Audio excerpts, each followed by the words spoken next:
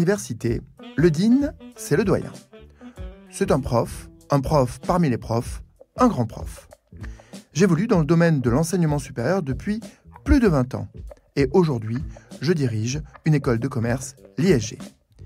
J'ai voulu permettre aux parents, aux curieux, aux étudiants et aux lycéens de mieux comprendre les coulisses et les enjeux de ce monde mystérieux qu'est la vie après le lycée.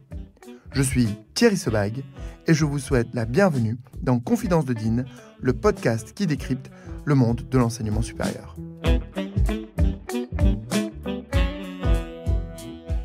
Certains arrivent à l'école avec des idées et des projets, et d'autres juste avec l'envie d'avoir des idées et de faire des projets.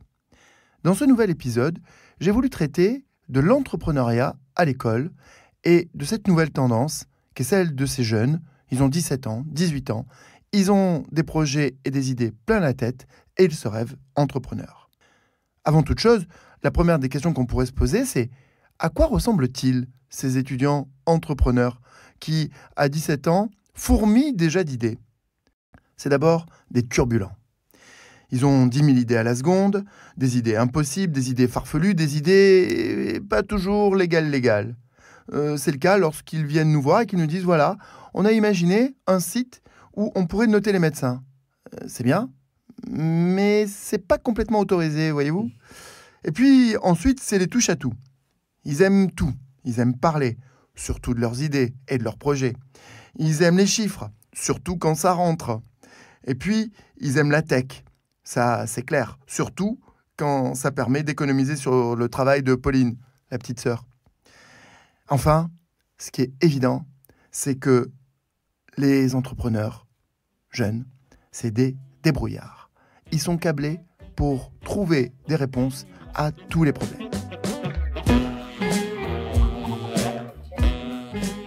Quand on voit débarquer à l'école ces jeunes lycéens qui ont déjà des idées d'entreprendre, quand on parle avec leurs parents, ils nous disent « Ah, vous savez, l'école, c'est pas toujours ça. Ils suivent pas forcément bien en cours, ils voient pas forcément l'utilité des cours, de ce qu'ils apprennent. Et puis en plus de ça, souvent ils disent « Je vois pas pourquoi je viendrai en classe quand ils n'ont pas tous la même envie d'entreprendre que moi. » Et pourtant, l'école, c'est le premier incubateur de France. Pourquoi choisir une école quand on a un projet entrepreneurial? Je vais vous dire, pour la même raison qu'on va dans une salle de sport, alors qu'il suffirait de mettre ses baskets et de sortir dans la rue pour aller courir. On y va d'abord pour l'énergie. On y va d'abord pour les personnes qui y sont. On y va pour se retrouver à plusieurs, regarder les autres, se juger, parler de ses projets. Parce que, c'est sûr, c'est de la discussion que naît la lumière.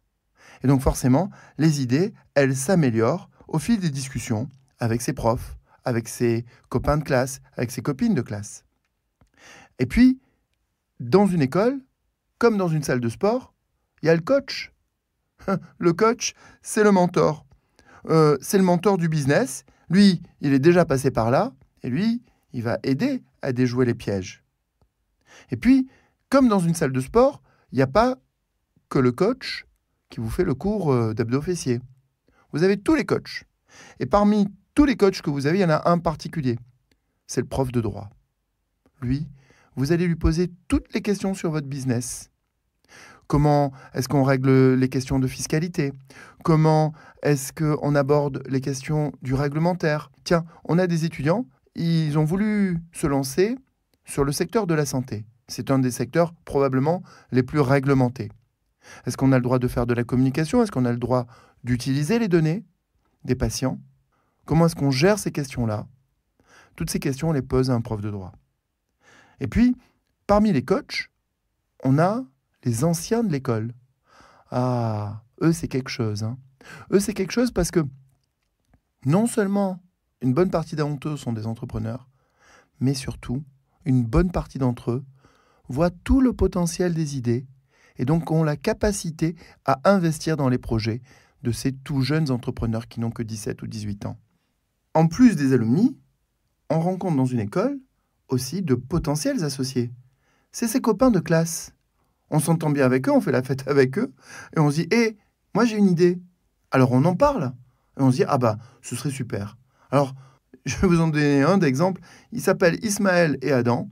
Ils ont eu plusieurs idées, ils ont monté plusieurs projets à l'école, ils ont fait des projets associatifs ensemble, ils ont créé le ski club à l'école, et ils se sont dit, on devrait monter une boîte pour travailler sur le recyclage des meubles.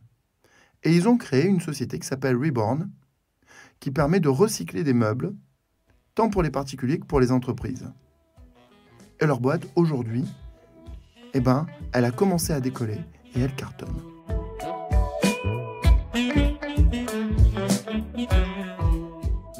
L'école, c'est donc un lieu de rencontre. C'est un lieu où on fait naître des idées, c'est un lieu où on vient discuter avec des profs de droit, de business, avec des alumni, c'est-à-dire des diplômés qui sont déjà passés par là et qui vont nous aider à déjouer des pièges, avec des copains, des copines de classe qui vont peut-être aussi devenir des associés.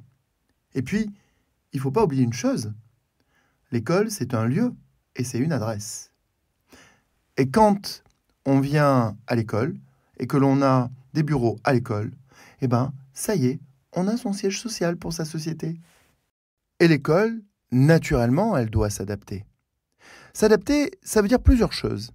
S'adapter, ça veut dire d'abord aménager des emplois du temps, des calendriers d'examen, pour ces étudiants qui sont particuliers. Parce que le rythme d'un projet, il n'est pas linéaire.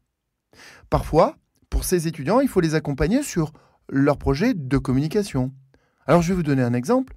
On a, il y a quelques mois de cela, eu 2 étudiants qui avaient un projet de créer une coque connectée qui permettait, en cas d'agression, de contacter immédiatement une personne en cas d'urgence ou les services de police. 2 étudiants qui ont eu une idée de coque connectée permettant à un jogger, une joggeuse, de pouvoir contacter d'urgence une personne de leur choix, éventuellement les services de police, en cas d'agression. Ils sont partis à Las Vegas et défendre leur projet au Consumer Electronics Show. Ils ont été primés. Naturellement, l'école les a accompagnés. L'école les a aidés dans la construction de leur projet. Et je me dis, on fait notre rôle d'école. On remplit notre mission, nous, à l'école, quand on les accompagne sur leur projet, quand on les aide à monter leur business plan, quand on les accompagne sur le projet de communication, quand on leur ouvre les portes d'autres écoles d'ingénieurs et qu'ils se disent « mais moi, j'ai pas les compétences techniques ». Oh, vous inquiétez pas, hein. Sur les campus, on a forcément des écoles d'ingé et on a forcément des ingés. Et d'ailleurs, un manager, un ingénieur, ça fait très bon ménage quand ça veut entreprendre.